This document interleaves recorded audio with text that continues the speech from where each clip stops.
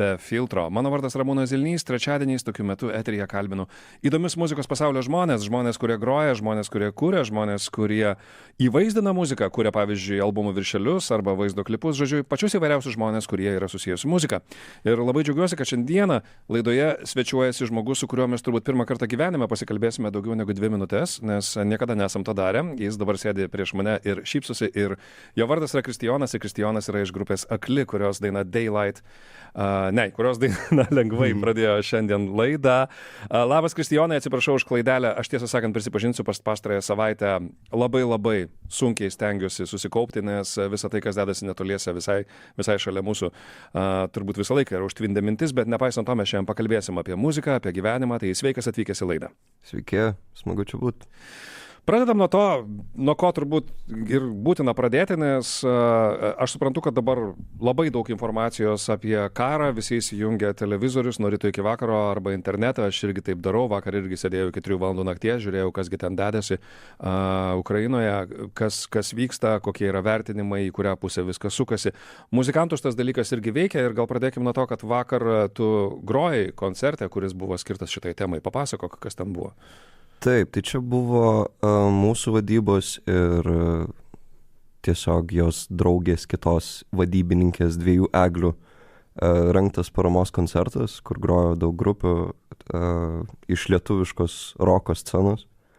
Ir visas lėšos surinktos koncerte keliauja Gelbėkit vaikus organizacijai. Ir šitie pinigai nueis Ukrainos moteriams ir vaikams. Kas dar grojo koncerte? McLeodai, Dead Cap, Timid Cookie, Bendraminčiai bičiuliai iš jo. alternatyvios muzikos scenos. Tu žinai, mes visi vienaip ar kitaip galvojam, ką galim padaryti, kuo galim prisidėti. Kaip tavo paties reakcija? Tai tam tikrą prasme, iš tiesų netgi aš manau, kad yra toks jaudinantis dalykas, kai tu matai, kad žmonės, ką jūs galite daryti, jūs galite groti ir visi žmonės susibėga, niekas neuždavinėja klausimų. Ir visi stovi dėl to bendro tikslo. Jo, tiesiog labai gera buvo kažką padaryti dėl šitos situacijos, kad ir kaip atrodo, kad kartais labai bejėgiškai gali jaustis šitoj situacijoj, šitomis aplinkybėmis, tai bent jau kažką atiduot, kažką padaryti, kad prisidėt prie nežinau, kažko gero, prie pagalbos šitiem žmonėm, kurie buvo įvelti į karą per vieną psichopatą. Tiesiog gera žinot, kad bent kažką galim padaryti. Kokia yra būsena muzikantų apskritai dabar, nes aš per knygų mugę muzikos salę, kurioje beje jūs gal ir turėjote apsilankyti, bet ten paskui COVID'as nutiko, apie tai kalbėsim dar šiandien. Visi sako tokius dalykus, kad viena vertus lyg ir turi daryti tai, ką tu darai, nes dabar garsiai ir yra kalbama, kad geriausia, ką mes galim padaryti, tai geriausia atlikti savo darbą, kiekvienas, kurį turim. Iš kitos pusės yra žiauriai sunku, tarkim, kad ir socialiniuose tinkluose rašyti, va mūsų nauja daina arba ateikite į mūsų koncertą, nes atrodo, kad nuotaikos visos yra visai kitokios ir kad visa tai yra pakankamai nesvarbu šią akimirką. Taip, iš tikrųjų labai keistas metas ir net nesinori ten šnekėti apie koncertus ar kad ir naują dainą promoutint, ar tiesiog ne ten galva, mintis truputį kitur nukreiptos. Tu turi pažįstamą Ukrainai? Ne, asmeniškai ne. Yra tekę lankytis? Irgi ne, kas gaila, nes visai norėčiau nuvažiuoti, Kijevas labai gražus miestas. Apsilankysi iš karto, kai išvarys okupantus? Taip, mielai ir dar labai norėčiau su Aklais pagroti. Tai būtų žiauriai smagu. Aš nebejoju, kad tokių galimybių atsiras ir neturiu nemažiausias abejonės, kad okupantai bus išgrūsti, nes gėris visada nugali blogį, kitaip negali būti. Ir šiaip patikėk manim, Ukrainoje esu ne vienas iki buvęs, ten yra puikiai šalis, puikus gyvos muzikos klubai Kijeve, yra puikių festivalių, tokių kaip Atlas Weekend, kurių vėlgi dabar žiūri ir kažkaip mano bičiulis, kuris rengia festivalį Atlas Weekend, dabar kažkur užsibarikadavęs ir sėdi kažkokiam Rusyje, bet dar spėjo suburti berods 120 atlikėjų iš Ukrainos ir kitų šalių ir išleisti tokią kompiliaciją, kur skamba elektroninė muzika. Ten ir ukrainiečiai, ir garsus užsienio didžėjai, ir jie gana daug sulaukė dėmesio, surinko daug pinigų ir žiūri ir galvoji, iš vienos pusės kokie mes laimingi ir kaip mes gal kartais nevertinam tos kasdienybės, kurią turime, kuri pakankamai rami yra. Jo, kažkaip man atrodo, kad labai lengva priprast prie tos idėjos, kad viskas labai gerai einasi ir kad taip ir eisis, bet tada gyvenimas, nežinau, išmeta situacijas, kad ir COVIDas labai sukrėtė tiesiog žmonių gyvenimą ir tą pripratimą prie kažkokios rutinos. Taip, dabar turim karą ir kažkaip atrodo, kad paskutiniu metu šitie dalykai nesibaigia ir tiesiog toliau vyksta. Tai, nežinau, kažkaip reikia tikriausiai stengtis galvot apie pozityvius dalykus ir nenuleist galvos, bet jo, keistais laikais gyvenam. Pakalbėsime apie tos keistus laikus, pakalbėsime apie muziką šiandieną ir dalykas, nuo kurio aš noriu pradėti šitą pokalbį apie muziką, yra vis dėlto jūsų artėjantis koncertas, nors mes ką tik, čia paradoksas, mes ką tik kalbėjome apie tai, kad dabar gal ir sudėtinga apie tai išnekėti, bet jūsų koncertas, kuriam jūs ruošiatės ne vieną, aš įsivaizduoju, kad ne vieną mėnesį turėjote tą idėją ir jis tikrai sugalvotas dar prieš tą kraugeriško karo pradžią Ukrainoje. Jūs skambėsit grupėje Akli, kuri šiaip yra dažnai priimama ir visiškai teisingai kaip gana trankaus skambesio atstovai, grojat akustinį koncertą šio mėnesio pabaigoje. Taip. Papasakok apie tai, kovo 30 dieną, ar ne? Taip, Lukiškių kalėjime. Kaip jūs sugalvojot grot akustinę programą, nes čia aš nežinau net su ko palyginti. Man tai buvo gana netikėta, prisipažinsiu. Nežinau, iš tikrųjų, kai rašiau šitas dainas, irgi negalvojau, kad kada nors išeitų jas pagrot akustiškai. Ir kažkaip juoko formą su draugais vis užmesdam. Padarysim akustinį koncertą ir kažkaip priėjo prie tokių kalbų, kad iš tikrųjų pabandom, kodėl ne. Tai mūsų bosistas Benas nusipirko akustinį bosą, aš pasiėmiau akustinę gitarą, Jokūbui įtaisėm brašus ir pradėjom repetuoti. Ir kas yra įdomu, kad ir tos trankios dainos, jos veikia akustiniam kontekste, kas yra šiaip keista.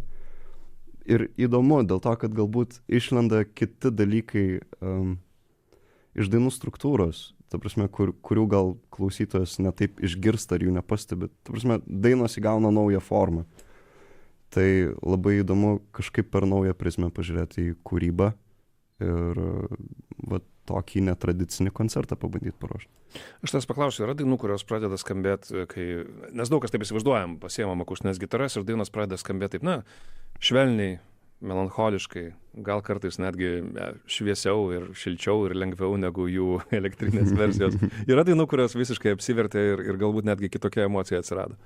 Manau, kad emocija kaip ir išliko. Mes tiesiog viskas atrodo daug intimiau. Nežinau, gal tas akustinis sausas garsas kažką priduoda, bet tiesiog labai taip tiesiai į širdį eina tos dainos, net pačiam grojant kažkaip toks jautresnis truputį pasirodymas turėtų būti ir pats labai laukiu, nežinau. Tiesiog labai įdomu ir ruoštis ir bus įdomu groti. Aš nepasakiau vieną svarbaus dalyko laidos pradžioje. Jūs galite užduoti klausimų irgi mūsų pokalbio dalyviui, mūsų laidos Be filtro svečiui, Kristijonui Valančiui iš grupės Akli. Ir tą galima padaryti elektroniniu paštu befiltro@lrt.lt. Kartais tų klausimų būna, kartais jūs tiesiog tingit juos užduoti. Kaip bebūtų, aš klausimų turiu daug, bet jeigu jūs norite įsiterpti į pokalbį, jūs irgi galite tai padaryti šiuo metu. Jeigu netyčia tarp mūsų klausytojų yra tokių žmonių, kurie praleido pastarosius kelerius metus arba emigracijoje, arba, nežinau, visiškai išsijungė visus muziką skleidžiančius aparatus, tai Akli. Kas yra Akli? Aš tikiu, kad daug kas iš jūsų labai gerai žino, bet vis tiek, praveskim tokią pamokėlę ar pasakojimą. Aš prisipažinsiu, aš pirmą kartą apie grupę Akli išgirdau prieš 2-3 metus ir išgirdau būtent Beno Aleksandravičiaus kolegos iš radijo stoties LRT Opus dėka. Tas žmogus pradėjo labai intensyviai eteryje sakyti, čia yra, aš nepavartosiu to žodžio, kurį jisai privačiuose pokalbiuose minėjo, kalbėdamas apie jūsų grupę, bet tarkim taip, kad tai buvo toks ištiktukas, jaustukas, kuris nebuvo labai padorus, bet jisai buvo teigiamas. Jisai kalbėjo labai gerus dalykus apie grupę Akli, sakė, čia Lietuvos alternatyvos ir roko viltis. Bet kada iš tiesų prasidėjo Akli istorija ir nuo ko jie prasidėjo? Pradėkime nuo to, kad Kristijonai, tu esi iš Kauno, ar ne? Aš esu iš Kretingos. Iš Kretingos? Jo. Sorry, va matai, aš aiškinuosi iš to pokalbio metu. Bet kodėl grupė Akli yra laikoma grupė iš Kauno? Dėl to, kad mes bazuojamės Kaune. Aš Kaune gyvenu nuo 2016, kai atvažiavau ten studijuoti. Tai kaip ir laikau save beveik kauniečiu. Labai prisijaukinau tą miestą. Kuriame rajone gyveni? Centre, visiškai centre. Pasisekė, nes aš tai užaugau Partizanuose, čia toks pakraštys yra Savanorių prospektas. O, taip. Ten truputėlį kitaip, ten toksai buvo, nežinau, Bronxas, Kauno, tais laikais, kai aš ten augau. Centras yra gerai, tai vaikštai po visokias geras vietas tenai. O, taip. Ir esi šioks toks Kauno, patriotų nevadinsiu, nes Kretinga gimtasis miestas, bet Kaunas yra tau gerai. O, labai palaikau Kauną. Smagu gyventi. Į Vilnių kraustytis negalvojai per pastaruosius porą metų? Ne. Aš nežinau, gal čia jau principo reikalas, bet man atrodo, kad Kaunas dabar yra miestas, kur jau tuoj kažkas paims ir atsitiks. Ta prasme, Vilnius yra pilnas visko ir kultūros ir daug vietų, kur nueiti. O Kaunas atrodo, kad po truputį įgauna tą pagreitį ir tuoj kažkas didelio bus. Tai labai tikiuosi, kad Kaunas 2022 ir visi tie renginiai atneš daug publikos ir įdomių žmonių į Kauną ir gal miestui padės dar stipresnį savo identitetą suformuoti. Kaip atsirado Akli? Nuo ko prasidėjo? Akli iš pradžių buvo mano solo projektas. Realiai visas pirmas albumas buvo mano vieno įrašytas tiesiog miegamajame, nes tuo pat metu turėjom grupę su realiai tais pačiais nariais pavadinimu Giza ir aš on the side dariau grynai dalykus savo ir kažkaip netyčia taip gavosi, kad festivalis Pop School tais metais, kai aš jau buvau pabaigęs albumą ir buvau jį nusiuntęs Benui ir Benui labai patiko ir pradėjo jau ten kurtis dalykai, kažkaip gavom progą, papičinom savo muziką ir Giza, ir tą grupę Akli. Kurios tuo metu realiai nebuvo? Realiai nebuvo, buvo tik įrašai. Pop School festivaliui, tai čia yra Dalstone organizatoriai ir jiem labai patiko Akli. Ir mes realiai per mėnesį paruošėm gyvą programą ir iš tiesiog įrašo susikūrė grupė. Ir taip ir judame toliau. Tave nustebino tas greitas toksai išsprogimas pakankamai, bent jau tam tikrose sluoksniuose, nes jūs realiai kaip grupė buvote atsiradę labai neseniai ir prasidėjo jau Mama nominacijos, visi tie reikalai, viena iš didžiausių Lietuvos alternatyvios muzikos vilčių, Lietuvos alternatyvos ateitis. Buvo toksai surrealumo jausmas, kad maždaug kas čia dabar darosi ir kodėl taip žmonės kalba? Šiaip gal ir dabar vis dar keista, kad mūsų klauso ir kad, aš čia radijuj šneku su Ramūnu. Bet, nemanau, kad bet kam gali būti lengva labai priimti tą kažkokį pripažinimą ar suprast, kad čia žmonės iš tikro klauso tavo muzikos, bet kiekvieną dieną, kai mes grojam koncertus, aš žiauriai laimingas jaučiuosi tiesiog, kad turiu galimybę groti didelį žmonių auditorijai ir kad mes kažkam patinkam. Jūs ne tai, kad kažkam patinkat, jūs patinkat žmonėms ir pradedat iš karto patikti, kurie niekada gyvenime nėra girdėję jūsų muzikos. Ir aš galiu būti šito liudininku, nes buvau festivalyje Tallinn Music Week, kuris vyko praėjusiais metais. Ir mano mėgstamas labai festivalis, bet čia ne apie tai. Ir ten buvo auditorija susirinkusi be galo geroje vietoje, nes Sveta Bar Tallinne yra tokia, jeigu būsi Tallinne, būtinai nueikite Sveta Bar, nes ten yra visiškas alternatyvios muzikos, kartais netgi labai aštrios, lopšys ir ten yra būtina apsilankyti, ten visada groja kas nors gero. Ten buvo jūsų koncertas ir aš dairiausi po publiką ir supratau, kad būna kartais, kad galvoja, visi vietiniai susirinko Estijos lietuviai, gal dar kažkas, kaip kartais nutinka. Čia buvo visai ne tas variantas, tai buvo daugiausia estai, buvo daug tarptautinių delegatų, kurie atvažiavo festivalį ir jie visi kažkaip, žinai, kaip būna festivaliuose tokiuose, paklauso 5 minutes ir paskui eina toliau, nes sako, čia viskas aišku, jau nebeįdomu. Arba aš jau žinau, kas čia yra, einu kitos grupės klausyti. Pas jūs pasiliko ir jie lingavo galvomis ir jie klausosi muzikos, kuri didžiąja absoliučiai dalimi dabar yra atliekama lietuvių kalba. Ir aš iš keleto žmonių išgirdau tokius atsiliepimus, kad tai koks pasitikėjimas savimi ir kokia energija ir koks įspūdingas dalykas eina nuo scenos. Tuo pačiu, aš dabar pasakysiu savo asmeninį pastebėjimą, tu gali visiškai prieštarauti jam.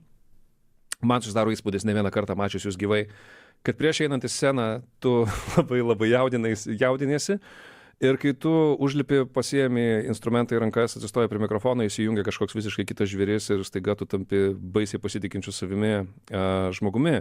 Yra tame tiesos, nes aš nesakau, kad tu išsigandęs būni eidamas į tą sceną, bet kad jaudulys tavo veide atsispindi, man taip tikrai atrodo. Ypač anksčiau būdavo. Dabar gal nurimo tas dalykas, bet per pirmus koncertus tai aš nesvietiškai jaudinaus. Ypač per pasirodymą Pop School festivalį, tai ten buvo nervų kamuolys visą dieną tiesiog. Ir jo, kažkaip po to atėjo, visada kai užlipi ant scenos, tu atsipalaiduoji, nes tiesiog mechaniškai pradedi kažką daryti ir aš vis dar gyvas, aš stoviu ir viskas yra okei. Bet anksčiau, jo, buvo daug stipresnė ta emocija, jaudulio. Dabar gal truputį ramiau. O tu augai su svajone būti roko žvaigždė, ar tai atėjo vėliau kažkada? Aš šiaip visada labai domėjaus muziką, bet ta roko... Na, aš plačiaja prasme sakau. Aš galvoju, kad gal, nežinau, buvau kokioj 7-8 klasėje ir pradėjau klausyti Nirvanos ir sakau, aš noriu būti kaip Kurtas Cobainas, aš noriu groti grupiai ir noriu daryti muziką. Ir kažkaip ta svajonė taip ir nepaliko ir atnešė iki šito taško. Ir labai džiaugiuosi, kad aš jame esu. Bet tu žinai, tu paminėjai Kurtą Cobainą ir aš esu skaitęs tai viename iš tavo interviu. Yra kažkas kobeiniško visoj laikysenoj, visoj nuotaikoj. Tai irgi tam pačiam Taline žmonės sakė, čia tokia truputėlį Nirvanos vaibas eina iš šitos grupės. Tai nuo įkvėpimo šaltinių toli nepabėgsi vis tiek. Jo, tikriausiai ne. Su kuo užaugai. Tas ir lieka. Gal pasąmonį giliai. Jo, grunžas man labai, labai artimas širdžiai. Visos tos 4 didžiausios grupės yra nuostabios. Nepaisant to, pirmas dalykas, kurį pamatysime internete, įvedę grupės Akli pavadinimą, Google'as iš karto pasakys, kad tai yra post-punk industrial grupė iš Kauno. Dažnai vis dar tokia yra, ar tiesiog labai sudėtinga Google algoritme kažką pakeisti? Aš manau, kad vis dar esam, nes jo, gal nuotaiką mes perėmėm labai tą nirvanišką, bet instrumentai ir kaip aš dėlioju aranžuotės, jos yra būtent paremtos ant šitų 2 stilių, bent jau kol kas. Įdomu, kur judėsim toliau, bet postpunkas ir industriniai prieskoniai, jo, čia labai svarbus momentas buvo, ypač pirmam albume ir antrame tiesiog pabandžiau padaryti tai dar stipriau ir nežinau, gavos kažkaip. Kūrinio iš pirmo albumo mes tai paklausysime, bet aš tai dar paklausiu, kaip sakai, kaip dėlioji aranžuotės, tai šiek tiek keičiasi. Tu mokysi kur nors dėlioti aranžuotės, ar tu esi savo mokslis muzikantas? Aš pabaigiau muzikos produkciją, vadau.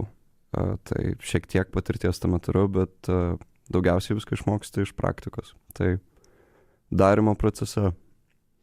Kaip aš mėgstu pajuokauti kartais nejautriai ir šiurkščiai šitoje laidoje, kadangi tu pabaigiai muzikos produkciją, jeigu tau reikėtų dirbti pagal profesiją, grinai, tu teoriškai galėtum kokią nors Kauno pop grupiai daryti kūrinį ir studijai. Esi daręs gal jau net? Ne, bet galėčiau ieškoti naujos Džordanos Butkutės. Jo, galėčiau. Tu žinai, aš tau pasakysiu, Džordana Butkutė, aš įsivaizduoju, kad vienas iš labiausiai rock'n'rollinių dalykų būtų kokiai nors alternatyviai grupiai rašyti kūrinį su Džordana Butkutė, nes ji yra ikona. O, visiškai. Kaip be pažiūrėsi. O, taip, visiškai pritariu. Ir kas laimėjo metų roko grupę Mama apdovanojimus? Jauti turi įsirašę į savo dabar biografiją, kad jie laimėjo prieš Džordaną Butkutę, nes jie irgi ten buvo nominuota, bet... Jo. Bet ne apie tai dabar kalba. Mes visi ir tikėjomės iš tikrųjų, kad Džordana laimės. Ir jauti tikėjos, kad Džordana laimės, bet kažkaip jiem ten gavos. Viskam jaukam, o pralaimėti Džordanai Butkutei... Net gėdos nėra visiškai. Taip, gerai, pakalbėsim dar apie Mamą ir kitus dalykus ir apie pirmą albumą, apie antrą albumą po šitos dainos, kuris skambės dabar. Čia yra kūrinys Daylight iš pirmojo Akli albumo, kuris vadinasi Taika ir tiesą sakant, kaip ir pasakojo ką tik Kristijonas iš šitos grupės, tuo metu grupės iš esmės beveik nebuvo. Grupė buvo Jisai vienas. Dabar grupė nebėra, Jisai vienas, apie visą tai pašnekėsim. Apie ką yra kūrinys Daylight? O, wow. Čia yra šiaip labai tamsus kūrinys. Dėl to vadinasi Dienos šviesa. Jo. Nežinau, jeigu kažkas mano twisted angliškus tekstus nori paversti ar paanalizuoti, tai ten tiesiog yra labai negerai. Čia buvo mano bandymas parašyti kažką panašaus į Nirvanos Polly. Jeigu žinai tą istoriją, tai... Žinau. Tai, jo. Bet dabar jos gal net, nes užimsim dar, neišaiškinsime tos istorijos. Ja, nesigilinkim. Tamsus kūrinys, tamsus gana ir pirmasis albumas, grupė Akli ir klausom dabar šito kūrinio, į eterį grįšim tuoj pat iškart po šios dainos.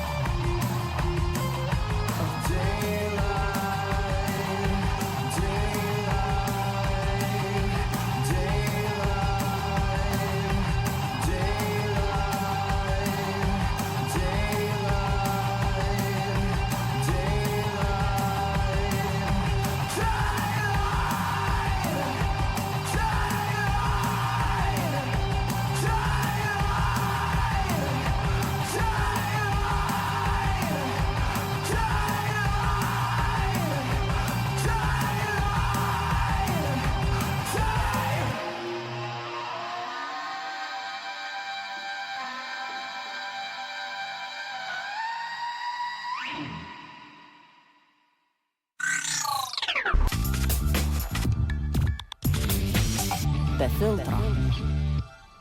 Čia laida Be filtro, mano vardas Ramūnas Zilnys, šiandien laidoje svečiuojasi Kristijonas Valančius iš grupės Akli. Beje, niekada nepakenks paklausti, nors 1 milijoną kartų esi turbūt girdėjęs. Motiejus Valančiaus negiminaitis koks nors tolimas. Ne. Nes aš atsimenu, labai seniai paklausiau Žygimanto Kudirkos Mesijaus, nesi Kudirkos giminaitis, paaiškėjo, kad yra. Tai tu niekada nežinai, tolimas ten per visas ten tas linijas. Taip toliau.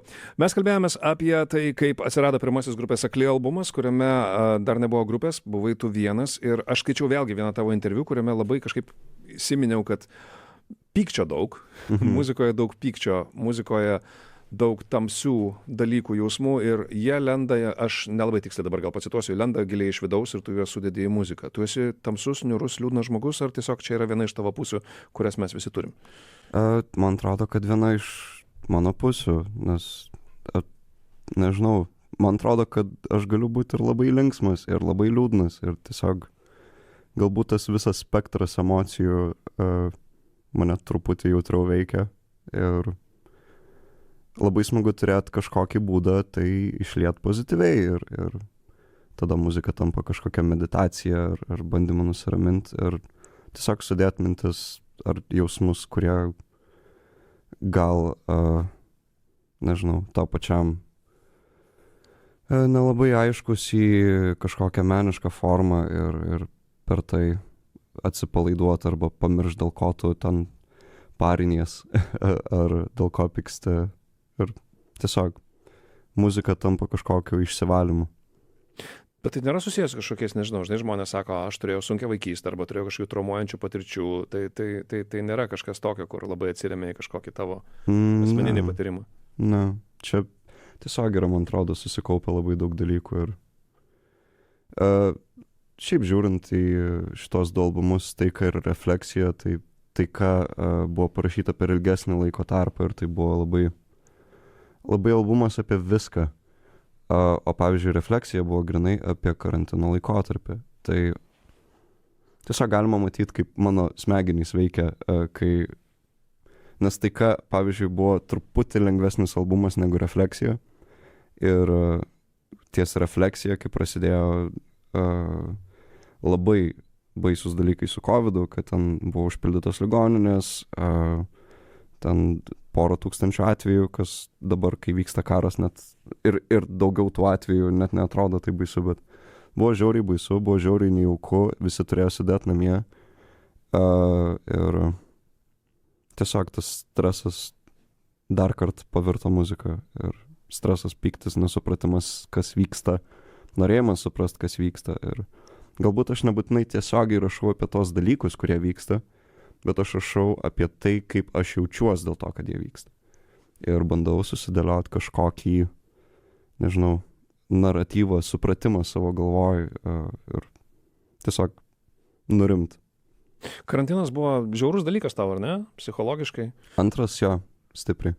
Bet žinai, vėlgi aš pabūsiu, gal čia žmonėms gali atrodyti, kad ciniškas šiek tiek, bet yra dvi prizmės, kalbant apie karantiną, ypač apie menininkus. Viena yra, kad na, mes negalim matyti su tais, kuriais norim matytis, kad sėdim namie, negalim išeiti į savo kažkokią įprastą vietą. Kita yra finansinė, labai dažnai muzikantai sako, nes nėra koncertų ir taip toliau. Akli yra tavo pagrindinis pragyvenimo šaltinis šiuo metu? Dabar po truputį jo, nes dar karantino metu turėjau darbą, bet šiuo metu I'm free. Metei darbą dėl muzikos ar tiesiog atleido, nes netėjai į darbą keletą kartų? Ne, mečiau darbą dėl to, kad jau atėjo laikas kažką keisti. Tai dabar planas yra pradėti rašinėti muziką ir dirbti iš produkcijos. Tai tikiuosi, kad išeis. O ką dirbai prieš tai, jeigu galiu paklausti? Dirbau muzikos prekių parduotuvėj, Midaudio. Ai, tai aš pažįstu Dalių. Linkėjimai Daliui. Supratau. Neteko gero darbuotojo, bet Lietuvos alternatyvios muzikos scena dabar turi žmogų, kuris daugiau laiko gali skirti grupėje Akli. Tai galų gale turbūt visi iš šitos situacijos vienaip ar kitaip laimi. Vadinasi, karantinas vis dėlto labiausiai trenkia per smegenis dėl uždarimo. Jo, ir šiaip dėl žmonių požiūrio. Ypač tada, kai ten prasidėjo labai daug atvejų ir buvo, man atrodo, kad buvo kalėdos.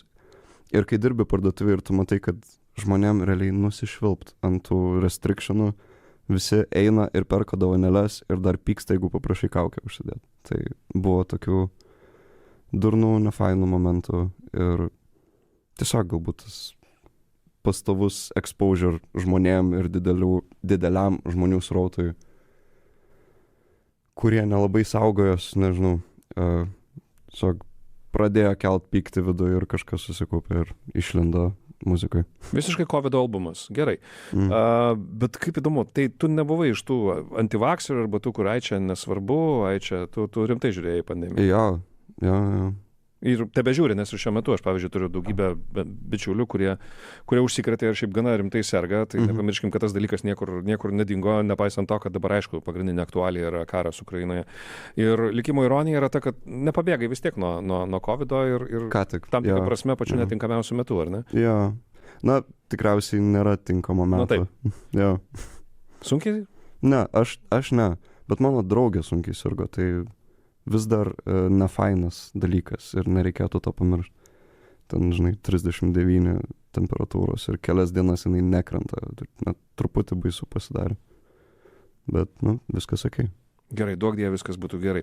Kaip ir sakei, Refleksija yra antrasis albumas, kuris yra piktesnis tam tikrą prasme ir mes ką tik eteryje išgirdom, kodėl taip yra. Ir aš esu girdėjęs dar vieną citatą, kuri netiksli mano galvoje gal dabar, bet tu sakei, nereikia grupės Akli statyti lentynėlę kažkokią tai. Nes gali būti, kad kitas albumas bus išvis neaišku, kokios muzikos ir gal jis apskaitai bus absoliučiai kitoks. Jo. Aš tikiuosi, kad bus kitoks. Būtų nuobodu, jeigu tiesiog leistume tą patį albumą pastoviai. Nes yra grupių tikriausiai, kurios taip daro. Nežinau, man atrodo, kad lengva labai užsiciklint ant vieno skambesio, vieno žanro, vieno kažko ir tiesiog ant to statyti viską.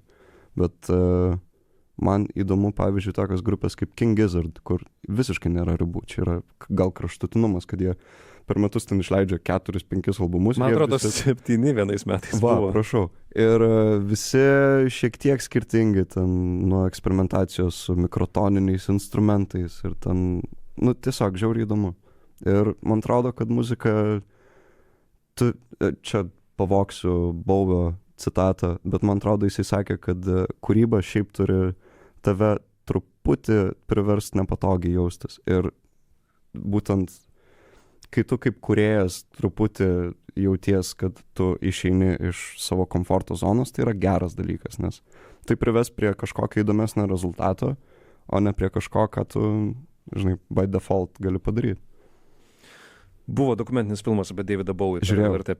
Taip. Ir ten jisai ta citata ten ir buvo, kad iš komforto zonos taip save reikia išstumti, tada gimsta pats geriausias menas, nes jeigu tu darai tai, su kuo tu jautiesi patogiai, tai nebūtinai kažkas labai nuostabaus gausis. Ir jeigu jau apie tai prakalbėjome, tai aišku, aš nepraleisiu progos pasakyti, kad kiekvieną pirmadienį 21:30 LRT+ rodo dokumentinius filmus apie muziką. Ir beje, manau, kad Kristijonai pirmadienį ateinantį, kuris bus dabar, ir po to dar vieną pirmadienį bus dokumentikos, kuri tau irgi gali būti įdomi, nes ten bus 4 serijų, į vakarą po 2 serijas, taip kad 2 pirmadienius, 4 serijų dokumentinis filmas, gana naujas apie punk roko istoriją ir apie tai, kas yra punkai, kaip ir ką, ir jį produsavo ir ten pasakoja viską Igis Popas su visa kita savo draugų kompanija. Tai va, tai čia pareklamavau LRT+ dokumentiką, nes kažkaip labai džiaugiuosi, kad kažkas jie žiūri. Taip, grįžtam prie mūsų reikalų su grupe Akli. Ir dar vienas dalykas, į kurį norisi atkreipdėmėsi, lietuvių kalba ir anglų kalba. Noriu bent trumpai irgi aptarti šitą klausimą, nes kaip ir daugelis kitų grupių Lietuvoje, kurios groja alternatyvią muziką, pabraidžiojot abiejose šitose upeliuose. Ir ką tu šiandien manai apie būtent šitą klausimą? Manau, kad visi tegul daro, kaip jiem patogiau. Aš tai norėjau, būtent pajaučiau, kad anglų kalba man buvo kažkoks komforto zonos dalykas ir tiesiog norėjau pabandyti parašyti lietuviškai. Ir tai man tapo, tokiu lūžio tašku tikriausiai. Ir labai tas girdisi perėjimai iš taikos pirmos pusės į antrą pusę, nes ten yra mano realiai pirmi tekstai lietuviški. Ir tiesiog man tai buvo kažkoks, nežinau, iššūkis. Ir džiaugiuosi, kad aš priėmiau tą sprendimą. Ir aš nesakau, kad aš neberašysiu tekstų angliškai, gal kažkada kažkas išpuls, bet dabar yra smagu braidžiot po gimtąją kalbą ir ieškot, kaip ją įdomiau panaudot muzikoje.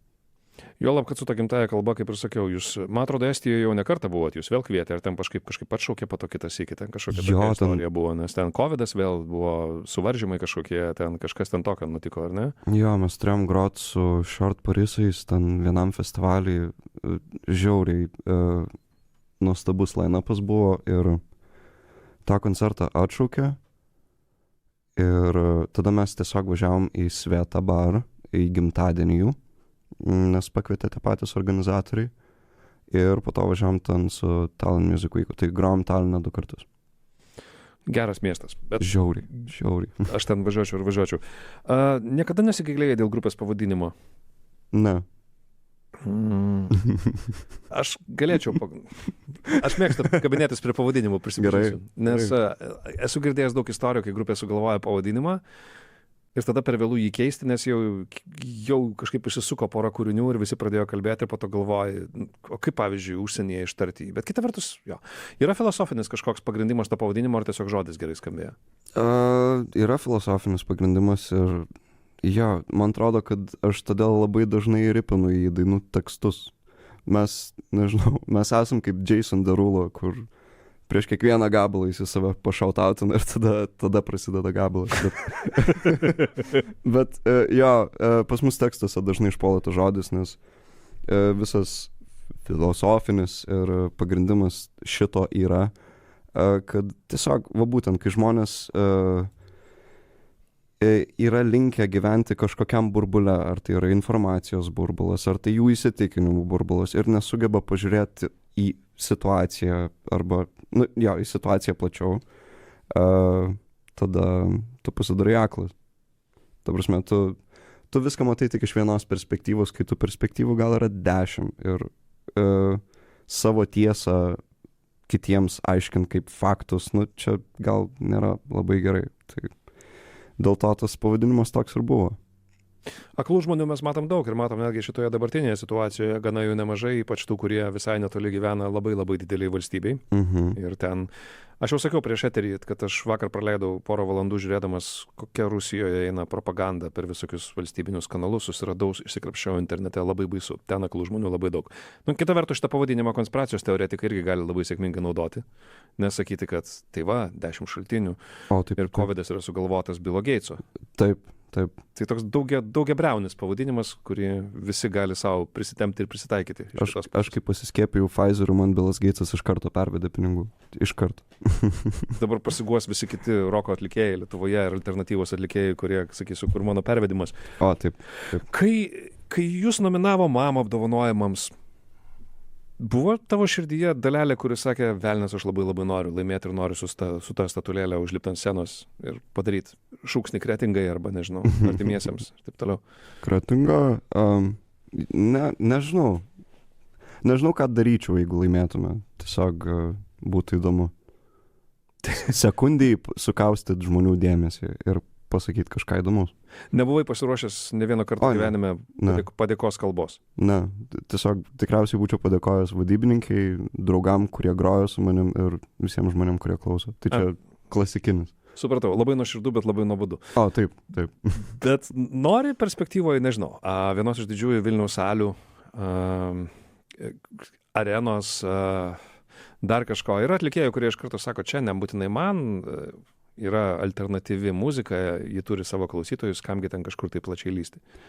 Aš gal nebūčiau jo kažkaip labai kategoriškas ties šito, man tai kuo įdomesni, didesni ir mažesni, bet būtent įdomesni venues, tuo smagiau grot. Tai kodėl ne? Arenos, kodėl ne? Jeigu kad nors surinktume, aišku. Taip, pagyvensim, pamatysim. O rašo žinutės, čia vėlgi užsiminė, kad tavo draugė sirgo, tai gal nelabai subtilu klausti šitą klausimą, bet rašo žinutės merginos arba rašydavo, kai pradėjo atsuktis šičia visur viešoje erdvėje po truputėlį su, nežinau, naktinėmis žinutėmis į Instagramą, sakymais, kad jūs visi labai gražūs. Nežinau, ką rašo tokiais atvejais fanės, šiaip aš niekad negroju roko grupiai, man sunku įsivaizduoti. Jo, sako, o Jėzus, jūs tokie visi mėly. Tai čia tas klasikinis. Bet jo, kažkaip labai ramiai su šituo, tai kažkaip nejaučiu per didelio spaudimo iš fanių ir džiaugiuosi dėl to, nes viskas okei. Gerai, vienas iš atradimų man šito pokalbio eigoje, nes aš mėgstu atkreipdėmėsi į detalės, tu paminėjai Jasoną Derulo ir aš... Žmonės įsivaizduoja tave ir dabar nupieškim tokį karikatūrinį vaizdą ir jūsų grupės narius kaip žmonės, kurie visada rengiasi juodai, jų namų sienos yra juodos, jie geria arbatą vakarais iš juodo puodelio, iš juodos spalvos vinilo, klausydamiesi kokios nors Joy Division dainos. Taip. Bet tu klausai Jasoną Derulo arba bent jau pakankamai žinai, kad jisai koncertuose, ką jisai daro. Pasakyk savo tą kaltą malonumą dar bent vieną kitą. Yra atlikėjų iš pop pasaulio, kurių tu pasiklausai rytais, nežinau, darydamas mankštą arba valydamas į dantis, arba sakai, čia visai nieko, man gaila, bet man patinka. Ne, aš Jasoną žinau iš tiesiog lietuviško MTV, nes aš buvau labai didelis fanas ir vaikystėje tiesiog būdavau pastoviai įsijungęs tą kanalą, tai matydavau visko. O šiaip tai mano muzikinis skonis, jisai realiai sunkesnis ir yra. Aš jeigu ryte atsikeliu ir valaus dantis, aš gal Panteros klausysiu. Ta prasme, man patinka sunki muzika. Bet man patinka ir folkas, pavyzdžiui. Kartais užeina, kad klausau Dylaną. Ir klausau Dylaną. Seno bliuzo, ten Roberto Johnsono, nežinau. Visko. Tai tas spektras platus, bet man tiesiog patinka galbūt muzika su stipria emocija ar kažkokia stipria žinutė. Nesvarbu, ar tai atlikta agresyviai ar ne, bet kažkas ten turi būt substancija, kažkoks svoris dainai. Tai tokiu atveju, kadangi plačiaja prasme grupė Akli vis tiek reikia priskirti rokui, aš neištversiu nepaklausęs tavęs apie Euroviziją ir apie grupę Måneskin, kuri yra viena iš ryškiausių roko grupių pasaulyje šiuo metu. Kiekvienas roko atlikėjas turi turėti nuomonę apie Måneskin, vienokią ar kitokią. Ir iš viso beje, Euroviziją tu žiūri ar ne? Žiūriu iš sportinio intereso, nežinau. Šiaip, jo, mes praeitą Euroviziją labai smagiai žiūrėjom su visa grupe. Susirinkom pas mane namie. Buvo jauku. O šiaip tai Måneskinai, ne prie širdies man. Kažkaip per daug popsovai truputį. Ne viskas, kas su gitaromis, yra tau patinkantis dalykas. O, ne. Gerai, taip, Kristijonai, mes grįšim dar vieną į mūsų pokalbio dalį, iš karto po šitą kūrinio, ir čia bus kūrinys viena iš naujausio iki šiol albumo Refleksija, išleisto praėjusiais metais. Kažkas, ką galim papasakoti apie šitą dainą? Man asmeniškai tikriausiai gražiausiai susimiksavęs kūrinys iš Refleksijos albumo. Čia supras tik tai tie, kurie žino, kas yra miksavimas, bet koks skirtumas. Gerai, klausomės Akli kūrinio viena, niekur nedinkit, po šio kūrinio vėl grįšim į laidą Be filtro ir studijoje toliau kalbėsimės su grupės Akli lyderiu Kristijonu Valančiumi. Ir tai yra jau paskutinė mūsų pokalbio dalis, mes turim dar kokias 5-6 minutės. Ir kaip ir sakiau, klausimų galima užduoti ir elektroniniu paštu. Ir štai prašom, mes turime keletą klausimų nuo mūsų klausytojų, tai aš noriu juos dabar tau, Kristijonai, jeigu tu ne prieš ir užduoti. Pirmiausia, su kokia grupė, bet kuria pasaulyje, kad ir kiek nerealu tai būtų, labiausia norėtumėte padaryti, būtinai reikia parašyti collab, bendrą kūrinį. Žiūrėkit, lietuviškai yra bendras kūrinys arba bendras įrašas. Turi kažkokią tai svajonę? Po Džordanos Butkutės, aišku, nes visi šitą nori. Idols. Idols, puikia grupė, taip. Mėgsta visą šitą, tą tokią naująją Fontaines DC, Idols, aišku, ne visai tos pačios lėkštės atlikėjai, bet ta pati banga. Iš Britų dabar labai stiprus dalykai eina, žiauriai. Idolsai man labai patinka.